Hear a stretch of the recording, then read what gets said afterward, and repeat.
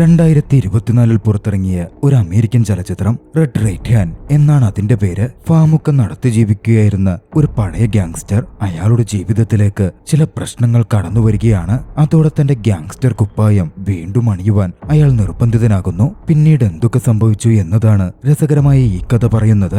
നമുക്ക് നേരെ വിശദമായ കഥ കേൾക്കാം. കഥയാരംഭിക്കുന്നത് ക്യാഷ് എന്നു പേരുള്ള ഒരു സാധാരണക്കാരനായ വ്യക്തിയെ പരിചയപ്പെടുത്തിക്കൊണ്ടാണ്. ക്യാഷ് പണ്ട് ഒരു ഗ്യാങ്സ്റ്റർ ഒക്കെയായിരുന്നു. വലിയൊരു മാഫിയ ബോസിന്റെ കീഴിൽ അവൻ ജോലിയൊക്കെ നോക്കിയിട്ടുണ്ട്. പക്ഷേ തന്റെ കൂടെപ്പിറപ്പ് ഓവർഡോസ് മയക്കുമരുന്നൊക്കെ ഉപയോഗിച്ച് മരണപ്പെട്ട ശേഷം വല്ലാത്ത കുറ്റബോധമൊക്കെ വന്ന് ക്യാഷ് അങ്ങനെ അതിൽ നിന്നൊക്കെ വിട്ടുപോരുകയായിരുന്നു. ഇപ്പോ അവരുടെ ഫാമിലിക്ക് ചെറിയൊരു ഫാമൊക്കെ ഉണ്ട്. കുതിരലായവും മറ്റു വളർത്തുമൃഗങ്ങളൊക്കെയുള്ള ഒരു ഫാം. കൃത്യമായി പറഞ്ഞാൽ ക്യാഷിന്റെ പാരന്റ്സ് നടത്തിക്കൊണ്ടിരുന്നതാണത്. അതിനുശേഷം ക്യാഷിന്റെ സഹോദരൻ അത് ഏറ്റെടുത്ത് നടത്താൻ തുടങ്ങി. ക്യാഷും അതിലേക്ക് പിന്നീട് വന്ന് ചേരുവായിരുന്നു. ക്യാഷിന്റെ ഓൾഡർ ബ്രദർ ഫിനിയും ഫിനിയുടെ മകൾ സവാനയുമായിരുന്നു ആ ലൈഫ് സ്റ്റോക്ക് ബിസിനസ്സിലും മറ്റും ക്യാഷിനെ സഹായിക്കാനുണ്ടായിരുന്നത്. സവാനയുടെ അമ്മ മരണപ്പെട്ടു പോയതായിരുന്നു. അതിൽ പിന്നെ സവാനയും ക്യാഷും അടുത്ത കൂട്ടുകാരെ പോലാണ്. അന്നൊരു ദിവസം പതിവ് പോലെ സവാനയ്ക്കൊപ്പം ലൈഫ് സ്റ്റോക്ക് ഫാമിലെ ജോലിയൊക്കെ കഴിഞ്ഞതും കാശും സവാനയും കൂടി അടുത്തുള്ള ഒരു കഫേയിൽ ഭക്ഷണം കഴിക്കാൻ പോകുവാണ്. ഭക്ഷണമൊക്കെ കഴിച്ചുകൊണ്ടിരിക്കെ കാശ് ഒന്ന് റെസ്റ്റ് റൂമിലേക്ക് പോയപ്പോഴേക്കും അങ്ങോട്ടേക്ക് പഴയ മാഫിയ ബോസിന്റെ കുറച്ച് ആളുകൾ കയറി വന്നു. സവാനയ്ക്ക് അടുത്തിരുന്ന് വെറുതെ ഒരു സീനുണ്ടാക്കാൻ തുടങ്ങി. തിരികെ വന്ന് ക്യാഷ് കണ്ടത് അതായിരുന്നു. സവാനയോട് പുറത്തിറങ്ങി നിൽക്കാൻ പറഞ്ഞ ക്യാഷ് എന്താ കാര്യമെന്ന് അവരോട് ചോദിച്ചു. അവരിൽ ഒരാൾ പറഞ്ഞു, മാഫിയ ബോസിന് ക്യാഷിന്റെ ലൈഫ് സ്റ്റോക്ക് ഫാം ഉണ്ടല്ലോ, അതിനെപ്പറ്റി എന്തൊക്കെയോ സംസാരിക്കാനുണ്ടെന്ന്. ക്യാഷും കൺഫ്യൂസ്ഡ് ആയി. തന്റെ ബോസ് കൂടിയായിരുന്ന മാഫിയ ബോസിന് ഇപ്പോ ആ ലൈഫ് സ്റ്റോക്ക് ഫാമിനെ പറ്റി സംസാരിക്കാൻ മാത്രം എന്താ കാര്യമുള്ളത്? എന്തായാലും താൻ വന്നേക്കാമെന്ന് പറഞ്ഞ് അവരെ ക്യാഷ് പറഞ്ഞയക്കുവാണ്. നേരെ ക്യാഷ് ചേട്ടൻ ഫിന്നിയുടെ അടുത്തേക്ക് ചെന്നു. മാഫിയ ബോസ് ഇങ്ങനെ ഫാമിന്റെ കാര്യം പറയാൻ വിളിച്ചിട്ടുണ്ടെന്നും എന്തെങ്കിലും അറിയാമോ എന്നും ചോദിച്ചു. ഫിന്നി ഉള്ള കാര്യം ഉള്ളതുപോലെ പറഞ്ഞു. അവരുടെ ഫാമിൽ കുറച്ചു നാളുകളായി വലിയ വരവൊന്നും ഉണ്ടായിരുന്നില്ല. അതുകൊണ്ട് മൃഗങ്ങൾക്ക് തീറ്റയ്ക്കും മറ്റുമായി ഫിന്നി ആ ഫാമിന്റെ ഡോക്യുമെന്റ്സ് മാഫിയ ബോസിനടുക്കൽ പണയം വെച്ച് വട്ടിപ്പലിശയ്ക്ക് പണമെടുത്തത്രേ. അത് കേട്ടതും ക്യാഷിനങ്ങ് ദേഷ്യം വന്നു. നിങ്ങളത് ബാങ്കിലല്ലേ പണയം വെക്കേണ്ടിയിരുന്നത്? ഇതിപ്പോ ക്യാഷ് വല്ലാതെ ഡിസ്റ്റർബ്ഡ് ആയി. മാഫിയ ബോസ് എന്തൊക്കെ ചെയ്യും എന്ന് ക്യാഷിന് അറിയാമായിരുന്നു. ഒന്നും ചെയ്യാതിരുന്നിട്ടും കാര്യമില്ല. ക്യാഷ് നേരെ മാഫിയ ബോസിന്റെ മകൻ സാക്കിയെ കാണുവാൻ പോകുവാണ്. ഈ വട്ടിപ്പലിശയുടെ കാര്യമൊക്കെ നോക്കുന്നത് സാക്കിയായിരുന്നു. സാക്കിയിൽ നിന്നും അത് ഒരുപാട് പണമുണ്ട് എന്ന് ക്യാഷിന് മനസ്സിലാവുകയും ചെയ്തു. ക്യാഷിനെ കൊണ്ട് അതങ്ങനെ എളുപ്പത്തിൽ തിരിച്ചടയ്ക്കാൻ പറ്റുന്ന ഒരു തുകയൊന്നുമല്ല എന്ന് സാക്കി പറയുകയും ചെയ്യുവാണ്. എന്തായാലും പോയി തന്റെ അമ്മയോട് സംസാരിച്ചു നോക്ക് എന്ന് പറഞ്ഞ് സാക്കി ക്യാഷിനെ അവിടെ നിന്ന് അയക്കുന്നു. ഇതേ സമയം മറുവശത്താകട്ടെ മാഫിയ ബോസിന്റെ ആളുകൾ ഫിന്നിയുടെയും സവാനയുടെയും വീട്ടിലേക്കെത്തി അവരെ വലിയ തോതിൽ പണം ചോദിച്ച് ആക്രമിക്കാൻ തുടങ്ങിയിരുന്നു. അച്ഛനെ അടിച്ചിടുന്നത് നോക്കി നിൽക്കാനേ സവാനയ്ക്ക് സാധിച്ചുള്ളൂ. അങ്ങോട്ടേക്കെത്തിയ ക്യാഷ് കാണുന്നതാകട്ടെ തന്റെ ചേട്ടനെ അടിച്ചിഞ്ച പരുവമാക്കി ഇട്ടിരിക്കുന്നതാണ്. താനിതൊക്കെ എങ്ങനെയും സോൾവ് ചെയ്യാം എന്ന് ക്യാഷ് ചേട്ടനോട് പറയുവാണ്. ക്യാഷ് അവിടെ നിന്ന് നേരെ പോയതാകട്ടെ പോലീസ് സ്റ്റേഷനിലേക്കായിരുന്നു. അവിടുത്തെ ഷെരീഫിനെ കണ്ട് നടക്കുന്ന കാര്യങ്ങളൊക്കെ ക്യാഷ് പറഞ്ഞൊരു കംപ്ലൈന്റ് കൊടുക്കാൻ ശ്രമിച്ചു. പക്ഷേ തെളിവുകളൊന്നുമില്ലാതെ ആക്ഷൻ എടുക്കാൻ പറ്റില്ല എന്നൊരു തീരുമാനമായിരുന്നു ഷെരീഫ് ക്യാഷിനോട് പറഞ്ഞത്. അതോടെ മറ്റു വഴികളൊന്നുമില്ല എന്ന് ക്യാഷിന് ഉറപ്പാവുകയാണ്. അതോടെ ക്യാഷ് തന്റെ മുൻ ബോസും സാക്കിയുടെ അമ്മയും മാഫിയ ബോസുമായ ബിഗ് ക്യാറ്റ് എന്നറിയപ്പെടുന്ന സ്ത്രീയെ കാണാൻ പുറപ്പെടുന്നു. ക്യാഷ് അങ്ങനെ ബിഗ് ക്യാറ്റിന്റെ വീട്ടിലേക്ക് എത്തി. ബിഗ് ക്യാറ്റ് വളരെ നല്ല രീതിയിലായിരുന്നു ക്യാഷിനെ വെൽക്കം ചെയ്തതൊക്കെ. ക്യാഷും ബിഗ് ക്യാറ്റും തമ്മിൽ തനിച്ചിരുന്ന് സംസാരിക്കുവാണ്. തന്റെ സഹോദരൻ ഫിന്നി ഉണ്ടാക്കിയ ഈ കടമൊക്കെ അടച്ചു തീർക്കാൻ താൻ എന്താണ് ചെയ്യേണ്ടത് എന്ന് ക്യാഷ് മാഫിയ ബോസിനോട് ചോദിക്കുന്നു. ബോസ് അതിനൊരു തീരുമാനം പറഞ്ഞത് ഇത്തരത്തിലായിരുന്നു. ക്യാഷ് മാഫിയ ബോസിനു വേണ്ടി ഇനിയും വർക്ക് ചെയ്യണം. 3 പ്രധാനപ്പെട്ട ജോലികൾ മാഫിയ ബോസ് ക്യാഷിനെ ഏൽപ്പിക്കും. അത് പൂർണ്ണമായ രീതിയിൽ ക്യാഷ് കംപ്ലീറ്റ് ആക്കി കൊടുത്താൽ അതോടെ ഫിന്നിയുടെയും ഫാമിന്റെയും പേരിലുള്ള മുഴുവൻ കടവും എഴുതി തള്ളപ്പെടും. മറ്റു വഴികളൊന്നുമില്ലാത്തതുകൊണ്ട് ക്യാറ്റ് അതിനങ്ങ് സമ്മതിക്കുവാണ്. അന്നു മുതൽ ക്യാറ്റ് വീണ്ടും ബിഗ് ക്യാറ്റ് മാഫിയ ബോസിനു വേണ്ടി വർക്ക് ചെയ്യാൻ തുടങ്ങുന്നു. അടുത്ത ദിവസം രാത്രിയിൽ ആദ്യ മിഷൻ എത്തി. ബിഗ് ക്യാറ്റിന്റെ കയ്യാളായ സാമിനൊപ്പം ഒരിടത്തേക്ക് പോയി അവിടുള്ള ബിഗ് ക്യാറ്റിന്റെ റൈവൽസിനെ നിരീക്ഷിച്ച് അവരെ വകവരുത്തലായിരുന്നു മിഷൻ. സാമും ക്യാഷും കൂടി അവരുടെ ലക്ഷ്യസ്ഥാനത്തെത്തി. പറഞ്ഞ പോലെ ബിഗ് ക്യാറ്റിന്റെ എതിരാളികൾ റൈവൽ ഗ്യാങ് അവിടെയുണ്ട്. സാമുടൻ വിവരം വിളിച്ചറിയിക്കുകയും തന്റെ ആളുകളെ അങ്ങോട്ടേക്ക് വിളിക്കുകയും ചെയ്തു. പിന്നെ പറയേണ്ട കാര്യമില്ലല്ലോ, വൈകാതെ സാമിന്റെ ആളുകളെത്തി. ആയുധങ്ങളേന്തി അവർ റൈവൽ ഗ്യാങ്ങിനെതിരെ അറ്റാക്കും തുടങ്ങി. ക്യാഷും ആ ഏറ്റുമുട്ടലിൽ ഉണ്ടായിരുന്നു. മികച്ച ഷൂട്ടൌട്ടിലൂടെയും ഫൈറ്റിലൂടെയും ക്യാഷും സംഘവും അന്ന് എതിരാളികളെ മുഴുവൻ വകവരുത്തുവാണ്. അങ്ങനെ ക്യാഷിന് ചെയ്യാനുള്ള 3 ജോലികളിൽ ആദ്യത്തെ ജോലി പൂർണ്ണമാകുന്നു. അടുത്ത ദിവസം ക്യാഷ് തന്റെ സുഹൃത്ത് വൈൽഡറെ മീറ്റ് ചെയ്യുകയായിരുന്നു. വൈൽഡർ ഇപ്പോൾ ഒരു പള്ളിയിലച്ചനൊക്കെയാണ്. പക്ഷേ വൈൽഡറും ക്യാഷിനെ പോലെ പണ്ട് അതേ മാഫിയ ബോസിനൊപ്പം ഗ്യാങ്സ്റ്ററായി ജോലി നോക്കിയിരുന്ന വ്യക്തിയായിരുന്നു. പിന്നീട് മനംമാറ്റമൊക്കെ വന്ന് സെമിനാരിൽ പോയി പഠിച്ച് ഒരു പുരോഹിതനാവുകയായിരുന്നു. നടക്കുന്ന കാര്യങ്ങളും പ്രശ്നങ്ങളുമൊക്കെ ക്യാഷ് എന്ന് തന്റെ അടുത്ത സുഹൃത്തായ വൈൽട്ടറോട് ഷെയർ ചെയ്യുന്നു. വൈൽട്ടർ പറഞ്ഞു, നീ ഒരുപാട് ബുദ്ധിമുട്ടണ്ട, വറീഡാവണ്ട, ദൈവമൊക്കെ കാണുന്നുണ്ട്. ദൈവത്തിന് ഓരോ പദ്ധതികളും ഉണ്ടാകും. നീ പ്രാർത്ഥിക്ക്, ഒക്കെ ശരിയാകും. അടുത്ത ദിവസം ബിഗ് ക്യാറ്റിന്റെ ആളുകൾ വന്ന് ക്യാഷിനെ വീണ്ടും പിക്ക് ചെയ്തു. അന്ന് മറ്റൊരു പ്രധാന ദൗത്യം ക്യാഷിന് ചെയ്യാനുണ്ട്. അത്തവണത്തെ ക്യാഷിന്റെ ദൗത്യം എന്തെന്നാൽ ഒരു മയക്കുമരുന്ന് വ്യാപാരം നടത്തലാണ്. ഒരുപാട് തൂക്കം വരുന്ന മയക്കുമരുന്ന് അവർ മെക്സിക്കോയിൽ നിന്ന് വന്നെത്തുന്ന സംഘത്തിന് പണം വാങ്ങി കൈമാറണം. ലൊക്കേഷൻ മനസ്സിലായതും ക്യാഷും മാഫിയ ബോസിന്റെ ആളുകളും അങ്ങോട്ടേക്ക് പോകുവാണ്. ഒറ്റപ്പെട്ട് കാടിനകത്ത് പോലുള്ള ഒരു പ്രദേശത്തായിരുന്നു അവർ എത്തിച്ചേരുന്നത്. ബിഗ് ക്യാറ്റിന്റെ ആളുകളിൽ തൊപ്പിവെച്ചിട്ടുള്ള ഒരു വ്യക്തിയുമുണ്ട്. അവനാണെങ്കിൽ വല്ലാത്ത ചൊറിച്ചിലുള്ള കൂട്ടത്തിലായിരുന്നു. കൂടെയുള്ള മറ്റൊരു ഗ്യാങ്സ്റ്ററെ എപ്പോഴും ചൊറിഞ്ഞുകൊണ്ടിരിക്കും. ഒരു പരിധി കഴിഞ്ഞതും പിടിവിട്ട ആ ഗ്യാങ്സ്റ്റർ തൊപ്പിവെച്ചിരുന്ന ആ ഗ്യാങ്സ്റ്ററെ അങ്ങ് വെടിവെച്ച് കൊന്നുകളഞ്ഞു. പക്ഷേ പ്രശ്നമെന്തെന്നാൽ അവനായിരുന്നു മെക്സിക്കോ ടീമുമായിട്ട് കച്ചവടത്തിന്റെ കാര്യങ്ങളൊക്കെ സംസാരിച്ച് അങ്ങോട്ടേക്ക് അവർ വിളിച്ചിരുന്നത്. ക്യാഷ് അതോടെ ദേഷ്യപ്പെട്ടു. ആ ഗ്യാങ്സ്റ്റർ പറഞ്ഞു, ഇവൻ കുറേയായി ചൊറിച്ചൽ തുടങ്ങിയിട്ട് എന്റെ കുടുംബത്തെയൊക്കെ ഇൻസൾട്ട് ചെയ്യുന്നതിന് ഒരു പരിധിയില്ലേ. എന്തായാലും സംഭവിച്ചത് സംഭവിച്ചു. മെക്സിക്കൻ ടീം വരുന്നതിന് മുമ്പേ ഇവനെ ഇവിടെ നിന്ന് മാറ്റണം, ഇല്ലെങ്കിൽ ട്രാൻസാക്ഷൻ ഒക്കെ ആകെ കുളമാക്കും. അങ്ങനെ മെക്സിക്കോയിൽ നിന്നുള്ള ഡീലറൊക്കെ എത്തുന്നതിന് മുമ്പേ അവരാ തൊപ്പിവെച്ച ഗ്യാങ്സ്റ്ററുടെ ശരീരം അവിടെ നിന്ന് മാറ്റുവാണ്. അധികം വൈകാതെ മെക്സിക്കൻ ഡീലറും സബോർഡിനേറ്റ്സും അങ്ങോട്ടേക്ക് വന്നു.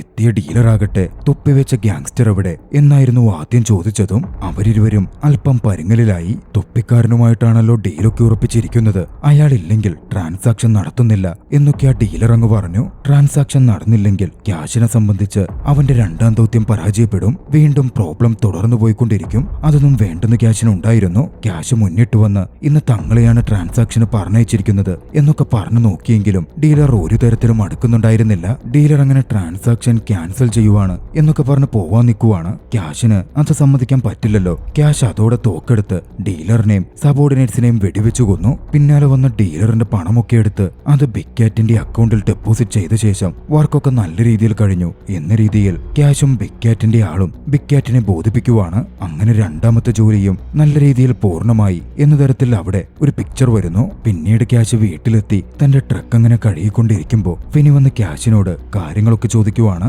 ക്യാഷുള്ള കാര്യം ഉള്ള പോലെ പറഞ്ഞു. താൻ ബിഗ് ക്യാറ്റിനെ കണ്ടെന്നും 3 ജോലി ബിഗ് ക്യാറ്റിന് വേണ്ടി ചെയ്താൽ കടം എഴുതി തള്ളാമെന്ന് പറഞ്ഞിട്ടുണ്ട് എന്നതടക്കമുള്ള കാര്യങ്ങൾ. ഉടൻ ഫിനി ഒരു ചോദ്യം ചോദിച്ചു. 3 ജോലിയും കഴിഞ്ഞിട്ട് ബിഗ് ക്യാറ്റ് തന്റെ വാക്കു മാറ്റിയാലോ എന്നായിരുന്നു അത്. ബിഗ് ക്യാറ്റ് വാക്ക് പാലിച്ചില്ലെങ്കിലല്ലേ അങ്ങനെങ്ങാൻ സംഭവിച്ച അവരെയും അവരുടെ ആളുകളെയും മുഴുവൻ താൻ കൊന്നുതള്ളും എന്നായിരുന്നു അവന്റെ മറുപടി. അന്ന് ഉച്ചതിരിന് ക്യാറ്റും ഫിന്നിയും കൂടി സവാനയ്ക്ക് ഷൂട്ടിംഗ് ട്രെയിനിങ് കൊടുക്കാൻ ആരംഭിച്ചു. ക്യാഷ് അത് മുന്നേ പ്ലാൻ ചെയ്തതാണ്. എങ്ങാനും കാര്യങ്ങൾ കീഴ്മേൽ മറിഞ്ഞാൽ സവാന സെൽഫ് ഡിഫൻസ് പഠിച്ചിരിക്കുന്നത് നല്ലതാണല്ലോ. വൈകാതെ തന്നെ ക്യാഷിനെ തേടി അടുത്ത ദൗത്യം എത്തുവാണ്. ഇത്തവണ ക്യാഷിന് ഒറ്റയ്ക്കായിരുന്നു ആ ദൗത്യത്തിന് പോവേണ്ടിയിരുന്നത്. തുടർച്ചയായി ബിഗ് ക്യാറ്റിനെ ബുദ്ധിമുട്ടിക്കുന്ന ഒരു പോലീസ് ഓഫീസർ ഉണ്ട്, ഒരു ഷെരീഫ്. ആ ഷെരീഫിനെ ബുദ്ധിപൂർവ്വം ട്രാപ്പിൽപ്പെടുത്തി തങ്ങളുടെ ആസ്ഥാനത്തേക്ക് എത്തിക്കുക എന്നതായിരുന്നു ക്യാഷിന് കൊടുത്ത ദൗത്യം. ക്യാഷ് എന്ന ഷെരീഫിനെ കാണണം എന്ന് പറഞ്ഞ് വിളിച്ചു വരുത്തുവാണ്. വെളിയിൽ വെച്ച് കണ്ടതും ഇൻഫർമേഷൻ ഷെയർ ചെയ്യുന്ന പോലെ ബിഗ് ക്യാറ്റിന്റെ മയക്കുമരുന്ന് നിർമ്മാണ കേന്ദ്രത്തിന്റെ കാര്യമൊക്കെ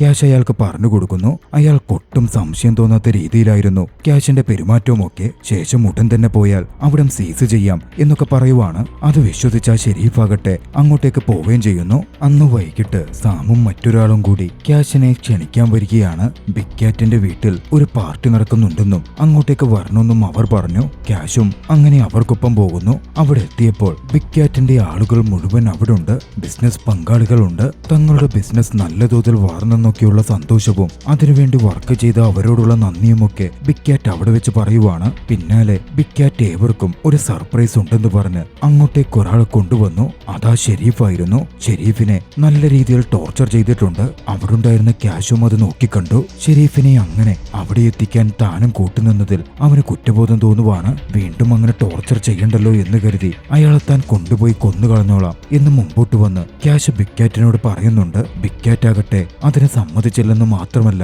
ആ സ്പോട്ടിൽ വെച്ച് ആ ഷെരീഫിനെ കൊല്ലുകയും ചെയ്തു. ക്യാഷ് വൈകാതെ വീണ്ടും ബിഗ് ക്യാറ്റുമായി തനിച്ച് സംസാരിക്കുന്നു. നിലവിൽ തന്റെ 3 ദൗത്യവും പൂർണ്ണമായി കഴിഞ്ഞു. ബിഗ് ക്യാറ്റ് പറഞ്ഞ പോലെ തന്ന 3 ജോലിയും പൂർത്തിയാക്കി. അതുകൊണ്ട് തന്റെ ഫാമിലിയുടെ കടം എഴുതി തള്ളണം. ക്യാഷ് അതൊക്കെ പറയുന്നുണ്ടെങ്കിലും ബിഗ് ക്യാറ്റ് അതിന് തയ്യാറാവുമോ? അവരാ സമയം ആ വാക്കങ്ങ് മാറ്റുവാണ്. അങ്ങനൊന്നും താൻ പറഞ്ഞിട്ടില്ലെന്നും കടം മുഴുവൻ തീരണമെങ്കിൽ ക്യാഷ് ജീവിതാവസാനം വരെ തനിക്ക് വേണ്ടി ജോലി നോക്കണം എന്നുമായിരുന്നു ബിഗ് ക്യാറ്റ് പറഞ്ഞത്. ബിഗ് ക്യാറ്റ് ചതിച്ചെന്ന കാര്യം ക്യാഷിന് മനസ്സിലാകുന്നു. പക്ഷേ അപ്പോൾ അവിടെ വെച്ച് അവൻ ഒന്നും മിണ്ടിയില്ല. അവിടെ നിന്ന് ഇറങ്ങിപ്പോന്നു. അടുത്ത ദിവസം ക്യാഷ് ഫിന്നിയെ ഫോൺ ചെയ്യുവാണ്. ബിഗ് ക്യാറ്റ് വാക്ക് തെറ്റിച്ചുവെന്നും വൈകാതെ വീണ്ടും ആക്രമണങ്ങൾ തുടങ്ങുമെന്നും അതുകൊണ്ട് ഫിന്നിയോടും സവാനയോടും പറ്റുന്നത്ര ദൂരത്തേക്ക് അവിടെ നിന്ന് രക്ഷപ്പെട്ടു പൊക്കോളാനും ക്യാഷ് പറയുവാണ്. ബിഗ് ക്യാറ്റിനെയും ബിഗ് ക്യാറ്റിന്റെ ആളുകളെയും കൂട്ടക്കൊല ചെയ്യുവാൻ ക്യാഷ് അതിനോടകം തീരുമാനിച്ചു കഴിഞ്ഞിരുന്നു. ഒക്കെ മനസ്സിലായതും ഫിന്നി പറഞ്ഞു, കാര്യങ്ങളൊക്കെ മനസ്സിലാവുന്നുണ്ട്, പക്ഷേ പോകുന്നതിന് മുമ്പ് എനിക്ക് പള്ളിയിലൊന്ന് പോണം, അച്ഛനെ കാണണം. ക്യാഷ് നേരെ ബിഗ് ക്യാറ്റിന്റെ ബേസിലേക്ക് പോയി. ഫിന്നിയും സവാനയും ആകട്ടെ അച്ഛന്റെ കുർബാനയ്ക്കും ബിഗ് ക്യാറ്റിന്റെ അടുത്ത് ദൂരെ എത്തിയ ക്യാഷ് ആകട്ടെ ഗാർഡുകളില്ലാത്ത ഏരിയയൊക്കെ മാർക്ക് ചെയ്യാൻ തുടങ്ങി. ക്യാഷിന്റെ ബെസ്റ്റ് ഫ്രണ്ടായ വൈഡർ ആയിരുന്നു പള്ളിയിൽ പുരോഹിതനായിട്ടുണ്ടായിരുന്നത്. അവിടെ നടന്ന പ്രാർത്ഥനകളിൽ ഫിന്നിയും സവാനയും പങ്കെടുക്കുവാണ്. പ്രാർത്ഥനകളൊക്കെ കഴിഞ്ഞതും ഫിന്നിയും സവാനയും വൈഡറെ നേരിട്ട് മീറ്റ് ചെയ്യുകയും തങ്ങൾ ഗ്രാമം വിട്ട് പോകുവാണ് എന്നുള്ള കാര്യം പുരോഹിതനെ അറിയിക്കുകയും ചെയ്തു. ക്യാഷ് പറഞ്ഞതിന് പ്രകാരമാണ് പോകുന്നത് എന്നും വ്യക്തമാക്കി. പക്ഷേ അവർ അവിടെ നിന്ന് നടന്ന് കാറിലേക്ക് എത്തുന്നതിന് മുമ്പേ മാഫിയ ബോസിന്റെ ആളുകളായ സാമും സംഘവും അങ്ങോട്ടേക്കെത്തി. അവർ ഫിന്നിയെ കടന്നാക്രമിച്ചു. തന്റെ അച്ഛനെ ക്രൂരമായി തല്ലിച്ചതയ്ക്കുന്ന കണ്ട് കരയാൻ മാത്രമേ സവാനയ്ക്ക് സാധിച്ചുള്ളൂ. ഒച്ച കേട്ട് വൈഡർ ഓടിയെത്തി സാമിനെയും ആളുകളെയും അവിടെ നിന്ന് ഓടിച്ചു വിട്ടു. പക്ഷേ അപ്പോഴേക്കും ഫിന്നി അവർ വലിയ തോതിൽ മർദ്ദിച്ചു കഴിഞ്ഞിരുന്നു. ഫിന്നി ആശുപത്രിയിലേക്ക് മാറ്റപ്പെട്ടു. ബിഗ് ക്യാറ്റിന്റെ ഓർഡറുകൾ ക്യാഷ് അനുസരിക്കാതായതോടെ ബിഗ് ക്യാറ്റിന്റെ ഓർഡറിന് പ്രകാരമായിരുന്നു സാമും മറ്റുള്ളവരും ഫിന്നിയെ തല്ലിച്ചതച്ചത്. വിവരമറിഞ്ഞ് ക്യാറ്റ് ആശുപത്രിയിലേക്ക് ഓടിയെത്തുന്നു. അവിടെ എത്തിയപ്പോൾ കാണുന്നതോ വലിയ തോതിൽ മർദ്ദനമേറ്റ് മരണപ്പെട്ട തന്റെ സഹോദരന്റെ ശരീരത്തിനരികിലിരുന്ന് പൊട്ടിക്കരയുന്ന സവാനയെയായിരുന്നു. സവാനയെ എങ്ങനെ ആശ്വസിപ്പിക്കണം എന്ന് ക്യാഷിന് മനസ്സിലായതേയില്ല. അവൻ അവളെ ചേർത്തു പിടിച്ചു. ക്യാഷ് പിന്നാലെ വൈൽഡറെ കണ്ടു. പൂർണ്ണമായ പ്രതികാരത്തിന് ക്യാഷ് തീരുമാനിച്ചു കഴിഞ്ഞിരുന്നു. കൂട്ടുകാരനും പുരോഹിതനുമായ വൈൽഡറിനടുക്കൽ താൻ തിരിച്ചു വരുന്നവരെ സവാനയെ വൈൽഡറിന്റെ വീട്ടിൽ സംരക്ഷിച്ചു നിർത്തുവാൻ ക്യാഷ് ആവശ്യപ്പെട്ടു. ആദ്യമൊന്നും അടിച്ചെങ്കിലും വൈൽഡർ അതിന് സമ്മതിക്കുകയായിരുന്നു. അന്ന് ഉച്ചയോടെ ക്യാഷ് തന്റെ പോരാട്ടം ആരംഭിക്കുവാണ്. ആദ്യഘട്ടത്തിൽ കാറിലിരുന്ന് മയക്കുമരുന്ന് ഉപയോഗിക്കുകയായിരുന്ന ബിഗ് ക്യാറ്റിന്റെ 2 ഗ്യാങ്സ്റ്റേഴ്സിനെ ക്യാഷ് കൊലപ്പെടുത്തി. വൈകാതെ ആ ബോഡി പോലീസ് സംഘവും ബിഗ് ക്യാറ്റും ആളുകളും കണ്ടെത്തുകയാണ്. പോലീസിൽ നിന്നും അവരെ കൊന്നത് ക്യാഷ് ആവാൻ സാധ്യതയുണ്ട് എന്ന സൂചനയും ബിഗ് ക്യാറ്റിന് ലഭിക്കുന്നു. കാരണം ക്യാഷ് അവിടെ നിന്ന് പോയപ്പോൾ ക്യാഷിന്റെ ഒരുക്കി അവിടെ കിടന്ന് പോലീസിന് ലഭിച്ചിരുന്നു. തങ്ങളുടെ കൂടെയുണ്ടായിരുന്ന മറ്റുദ്യോഗസ്ഥൻ കൊല്ലപ്പെട്ടത് ബിഗ് ക്യാറ്റിന്റെ കൈകൊണ്ടാണെന്ന് പോലീസുകാർക്ക് അറിയാമായിരുന്നു. അതുകൊണ്ട് അവർ ബിഗ് ക്യാറ്റിന് ഒത്താശ ചെയ്യുകയായിരുന്നു. അടുത്ത ദിവസം സാമും സംഘവും വൈൽഡറിന്റെ വീട്ടിലേക്ക് തന്നെ ചെന്നു. ക്യാഷിന് ആ ഗ്രാമത്തിലുള്ള ഒരേ ഒരു സുഹൃത്ത് വൈൽഡറാണ് എന്നവർക്ക് അറിയാമായിരുന്നു. അതുകൊണ്ട് സവാന എവിടെ, ക്യാഷ് എവിടെ എന്നന്വേഷിക്കാനായിരുന്നു അവരുടെ വരവ്. തനിക്കറിയില്ലെന്നും സവാനയെ കണ്ടിട്ടില്ലെന്നുമൊക്കെ പറഞ്ഞൊഴിഞ്ഞു മാറാൻ വൈൽഡർ ശ്രമിച്ചെങ്കിലും അവർ വൈൽഡറെ മർദ്ദിച്ച് ചോദിച്ചുകൊണ്ടിരുന്നു. വൈൽഡർ ഒന്നും പറഞ്ഞില്ല. പക്ഷേ വൈൽഡറുടെ മർദ്ദനം ഒരു പരിധി വിടുന്നത് കണ്ടതും സവാന തന്നെ പുറത്തേക്കിറങ്ങി വന്നു. സവാനയെ കൂട്ടിക്കൊണ്ടു പോകുന്നതിനു മുമ്പ് സാം വൈൽഡറോട് പറഞ്ഞു, ആ ക്യാഷ് ഉണ്ടല്ലോ, അവനിവളെ ജീവനോടെ വേണമെന്നുണ്ടെങ്കിൽ അവനോട് വന്ന് ബിഗ് ബോസിന് മുമ്പിൽ സറണ്ടർ ചെയ്യാൻ പറ. 2 മണിക്കൂർ കഴിഞ്ഞിട്ടായിരുന്നു ക്യാഷ് വൈൽഡറിന്റെ താമസ സ്ഥലത്തേക്ക് എത്തുന്നത്. പരിക്കേറ്റ് ചോരിയൊലിച്ചു നിൽക്കുന്ന വൈൽഡറെ ക്യാഷ് അവിടെ കാണുവാണ്. വൈൽഡറിൽ നിന്നും സവാനയെ ബിഗ് ക്യാറ്റിന്റെ ആളുകൾ കൊണ്ടുപോയ കാര്യവും അവർ ക്യാഷിനോട് സറണ്ടർ ചെയ്യാൻ പറഞ്ഞ കാര്യവും ക്യാഷ് തിരിച്ചറിയുന്നു. തനിക്ക് അവളെ സംരക്ഷിക്കാൻ പറ്റിയില്ല എന്ന കുറ്റബോധം വൈൽഡർക്കുണ്ടായിരുന്നു. അവൻ ക്യാഷിനോട് ക്ഷമ ചോദിച്ചു.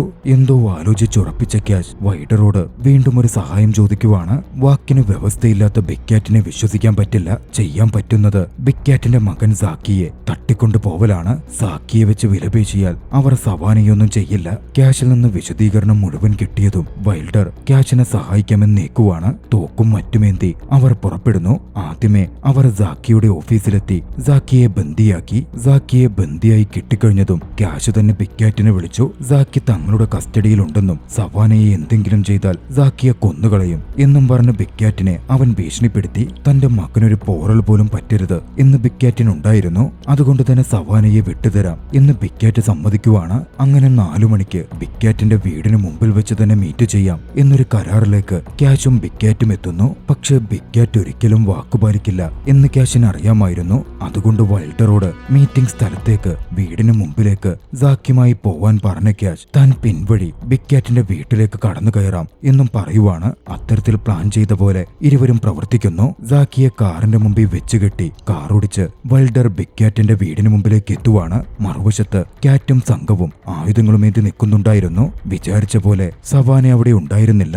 ബിഗ് ക്യാറ്റ് വാക്ക് തെറ്റിക്കുകയായിരുന്നു. വൈൽഡറെ വൈൽഡറെ ബിഗ് കാറ്റ് ഗൺ പോയിന്റിലാക്കി. പക്ഷേ വൈൽഡർ വിടുമോ? സാക്കിയുടെ നേരെ തോക്ക് ചൂണ്ടി. ഇതേ സമയം സവാനയാകട്ടെ വീടിനകത്ത് കെട്ടിയിട്ട നിലയിലായിരുന്നു. അവിടെ ഗാർഡായിട്ടുണ്ടായിരുന്ന വ്യക്തി പുറത്തേക്ക് ജനലിലൂടെ നോക്കി നിൽക്കുന്നു. അവസരം നോക്കിക്കണ്ടതും അടുത്ത് കണ്ട ഷാർപ്പ് ഒബ്ജക്റ്റിൽ കെട്ടിയിരുന്ന കയറുരച്ച് സവാന തന്നെ സ്വയം മോചിപ്പിക്കുവാണ്. ശേഷം അവിടെ ഇരുന്ന് തോക്കെടുത്ത് അവിടെ ഉണ്ടായിരുന്ന ഗാർഡിനെ തന്നെ അവൾ വെടിവെച്ചു കൊല്ലുന്നു. വെടിയൊച്ച കേട്ടതും അകത്തെന്താ സംഭവിച്ചതെന്ന് നോക്കാൻ സാമിന് ബിഗ് കാറ്റ് ഓർഡർ കൊടുത്തു. വൈകാതെ പുറത്തും ഷൂട്ട് ഔട്ട് ആരംഭിക്കുവാണ്. വൈൽഡർ ബിഗ് കാറ്റിന്റെ ആളുകൾക്ക് നേരെ ഷൂട്ട് ചെയ്തു. മറുവശത്ത് ക്യാഷ് ആകട്ടെ വീടിന് പിന്നിലൂടെ ഗാർഡുകളെ കൊലപ്പെടുത്തി അകത്തേക്ക് കയറിക്കൊണ്ടേയിരുന്നു. വൈൽഡറും ബിഗ് കാറ്റിന്റെ ആളുകളും തമ്മിൽ ഷൂട്ട് ഔട്ട് നടക്കുന്നതിനിടയിൽ സാക്കി വിദഗ്ധമായി രക്ഷപ്പെട്ടു. ശേഷം അവൻ വൈൽഡർക്ക് നേരെ ആക്രമണം തുടങ്ങി. സാക്കി വൈൽഡറുടെ തോളിൽ വെടിയുണ്ട പായിച്ചിരുന്നു.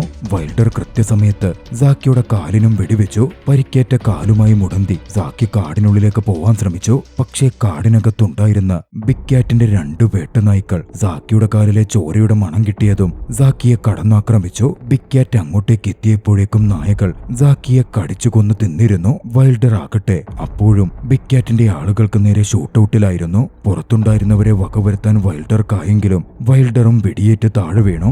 ഇതേ സമയം ക്യാഷ് വീടിനകത്തേക്ക് കയറിയിരുന്നു. സാമാകട്ടെ സവാനയെ പിടികൂടാൻ പിന്നാലെ ചെല്ലുന്നു. അങ്ങനെ സാമും ക്യാഷും കണ്ടുമുട്ടുവാണ്. ഇരുവരും തമ്മിൽ ഒരു പോരാട്ടം നടന്നു. ക്യാഷ് തന്നെ ഒടുവിൽ സാമിനെ കൊലപ്പെടുത്തി. പിന്നാലെ ക്യാഷ് സവാനയോട് അവിടെ നിന്ന് രക്ഷപ്പെട്ടു പോകാൻ പറയുവാണ്. പക്ഷേ അപ്പോഴേക്കും വെടിയുതിർത്തുകൊണ്ട് ബിഗ് കാറ്റ് അങ്ങോട്ടേക്ക് എത്തിയിരുന്നു. ഷൂട്ടൌട്ട് നടക്കാൻ തുടങ്ങി. ക്യാഷിന്റെ വാക്കുകേട്ട് സവാന ജനൽ വഴി പുറത്തു ചാടി.